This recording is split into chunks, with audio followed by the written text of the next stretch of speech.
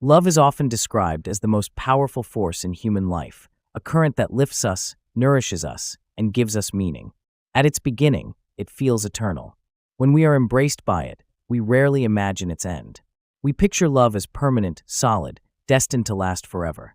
Yet love, in truth, resembles a mountain stream, clear, alive, flowing, but never still. It nourishes everything it touches, and for as long as it runs, it sustains us. But streams change direction. They dry out, they flood, they disappear beneath the earth only to reappear elsewhere. Love, too, is subject to change. It can diminish not with thunderous collapse, but with quiet withdrawal. What once felt invincible often fades silently. The tragedy of love is that when it dies, it rarely announces itself with final words or dramatic gestures. It does not explode, it dissolves. And its dissolution follows subtle, almost imperceptible signs. To the untrained eye, they seem trivial, but to the attentive heart, they reveal everything. Across cultures, poets, philosophers, and psychologists have tried to capture this truth. In the East, Zen masters described it through parables. In the West, Carl Jung explored it through the language of archetypes and projection. Both perspectives converge on one insight: that love is alive only when it flows naturally, and that to cling to love that has already left is to grasp water with closed fists. This essay will explore that reality in depth. We will revisit an ancient Zen story, analyze two unmistakable psychological signs that love has faded, and examine why letting go, rather than clinging, is the ultimate act of wisdom. The illusion of permanence. Humans have always resisted impermanence. We cling to the belief that the beautiful should last, that the sweet should never turn bitter. In love especially, we build illusions of permanence. We make promises under the moon, speak vows in churches, and imagine growing old together. The rituals of love often seek to freeze what is, to resist time's inevitable erosion. Yet psychology teaches us that love, like all emotional states, is dynamic. It ebbs and flows. Neuroscience shows that the initial euphoria of romantic attraction, driven by dopamine and novelty, inevitably declines. What replaces it is either deeper attachment, nurtured by effort, or distance marked by neglect. The Zen masters express the same truth in metaphor. Flowers bloom, but they also shed petals. Rivers rise, but they also dry. To expect love to remain unchanged is to expect the seasons to stop turning. Still, when love begins to fade, most of us resist this truth. We question ourselves: did I do something wrong? Kan prime fixite. We bargain with the inevitable, clinging not to the person, but to the memory of how it felt. And it is precisely here that wisdom is needed: to notice the signs, to accept reality, and to let go before clinging turns love into imprisonment. The Zen parable of the wanderer and the sage Zen stories often distill complex truths into simple encounters. The tale of the wanderer and the sage captures the quiet death of love with extraordinary clarity. Once upon a time, a wanderer had known love in its purest form.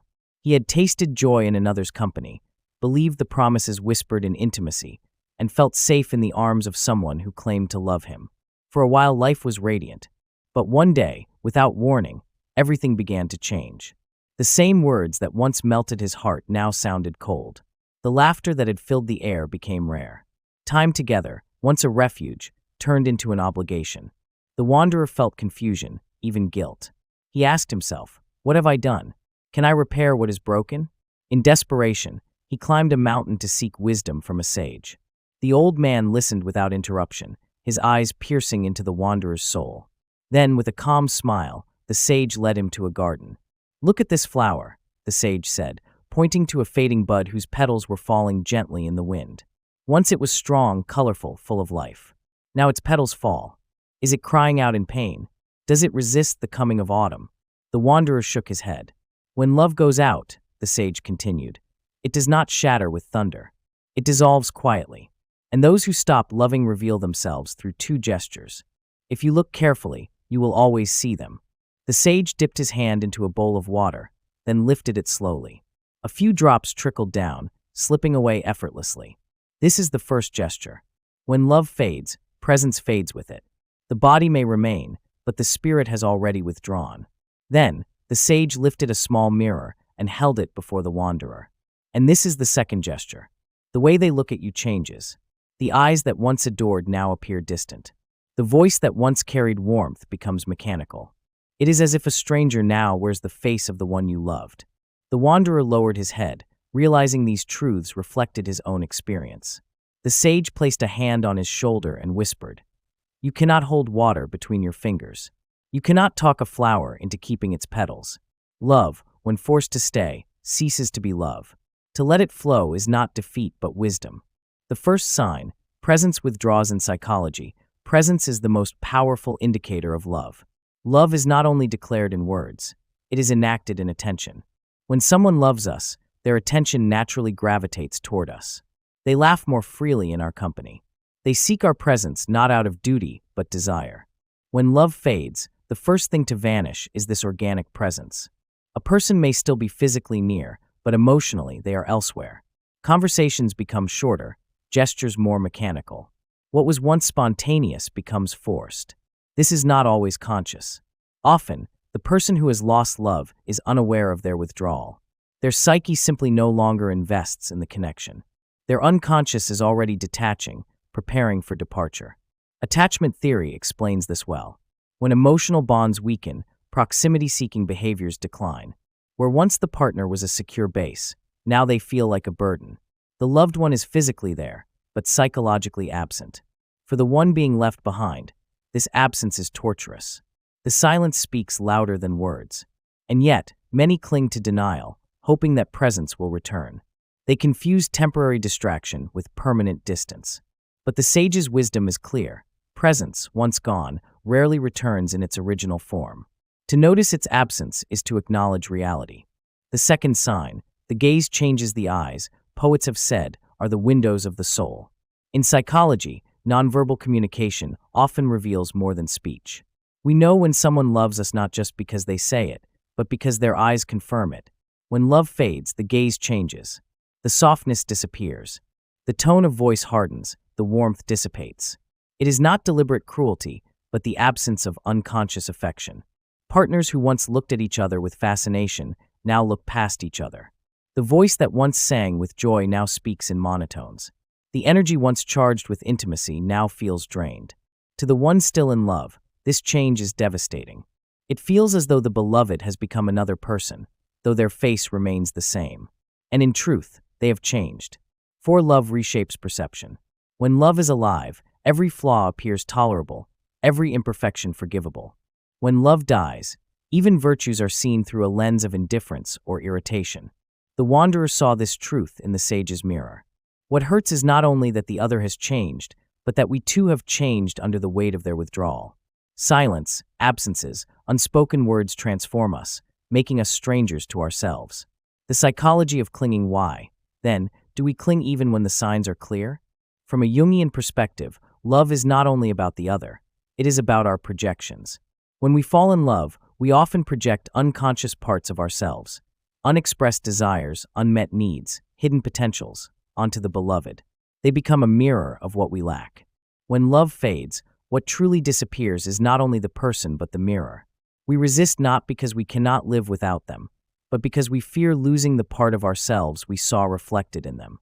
This explains the desperation, begging, bargaining, pleading. We try to restore not only the relationship, but the image of ourselves that it once sustained. Attachment theory deepens this insight. Those with anxious attachment styles often equate withdrawal with abandonment and fight desperately to restore closeness.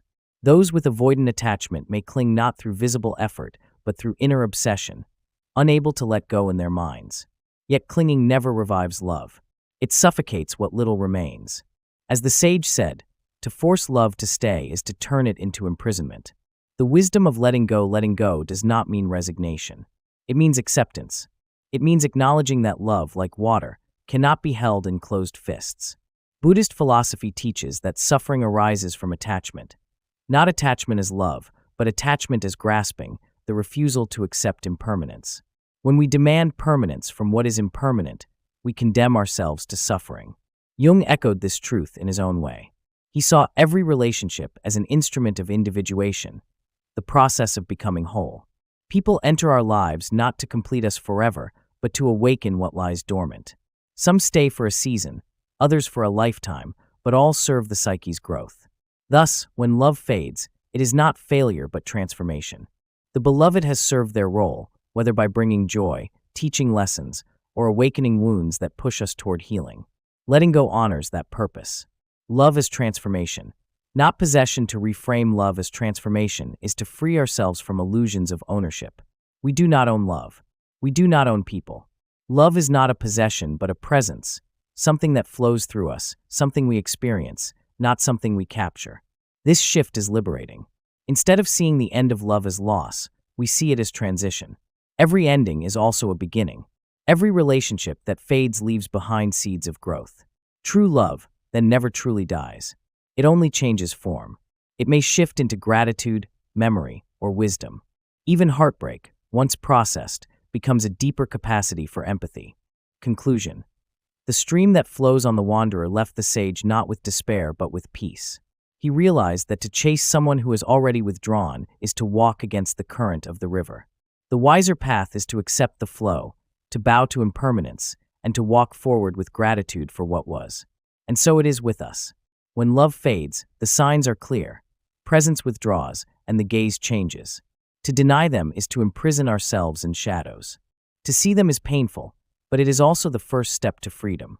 Love, in the end, is not something we hold. It is something we live. And when it departs, the stream continues, carrying us toward new landscapes of growth, healing, and deeper wisdom. For those who listen carefully, the fading of love is not only an ending. It is a teacher, one that whispers the eternal truth. Nothing lasts, but everything transforms.